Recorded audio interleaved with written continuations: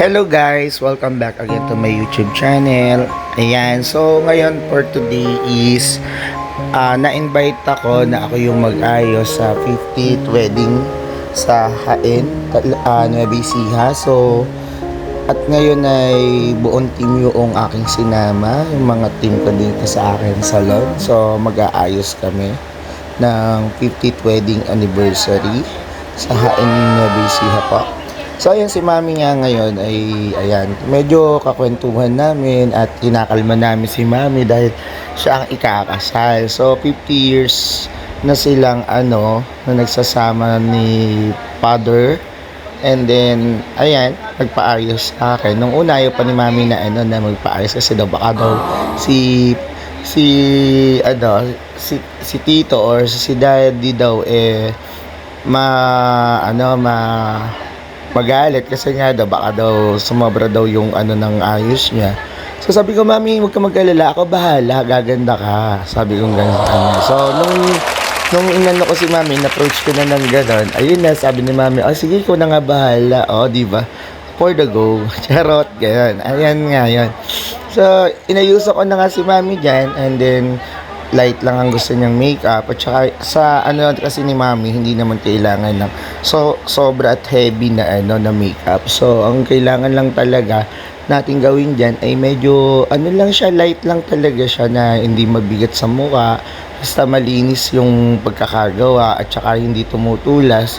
Kailangan talaga yung bawat lagay ng ng makeup natin kay Mami kailangan talagang sigurado ka na yung pag nilagay mo, mamaya umulan or sobrang init sa labas or kung ano man, kailangan hindi magbabago yun. Kahit na magkaroon ng pawis, pag inano yung pawis, tinanggal mo, yung pa rin yung makeup niya.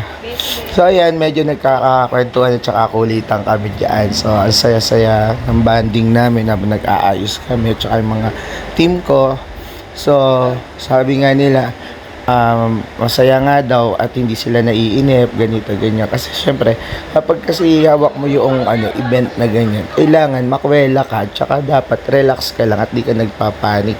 Lalo na't alam mo dapat kontrolado mo yung oras. So, ayan na nga, nandun na nga tayo sa simbahan. Ayan, start na ng marcha nila. Ayan, anyway, dahan-dahan yung mga lakad lang talaga nila. At saka, as in talaga napakaganda ng simbahan na nga, grabe, napakalaki, napakaluwang, napakalinis talaga.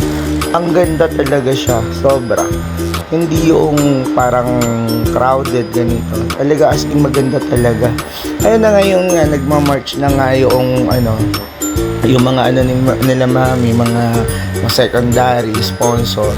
Ayan, so dahan-dahan, tapos masaya lang, ngiti lang, lahat kasi nga si Mami hindi kasi siya pwedeng sumobra yung happy, sobra yung lungkot, sobra yung emotional. Kailangan talaga lang, relax lang si Mami, kaya kinakalma lang namin, ganito.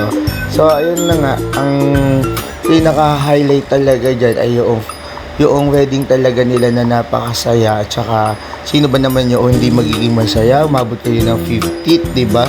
50th wedding anniversary nyo, tapos papakasal ulit kayo.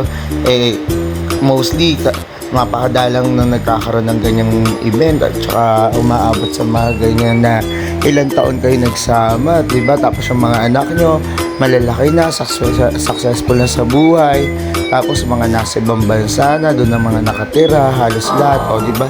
Ano pa hahanapin mo na hindi lahat ng mga kinasali umaabot sa ganyan, diba? Napakaswerte, napakaganda, tsaka alam mo yon, yung tipo na blessing talaga.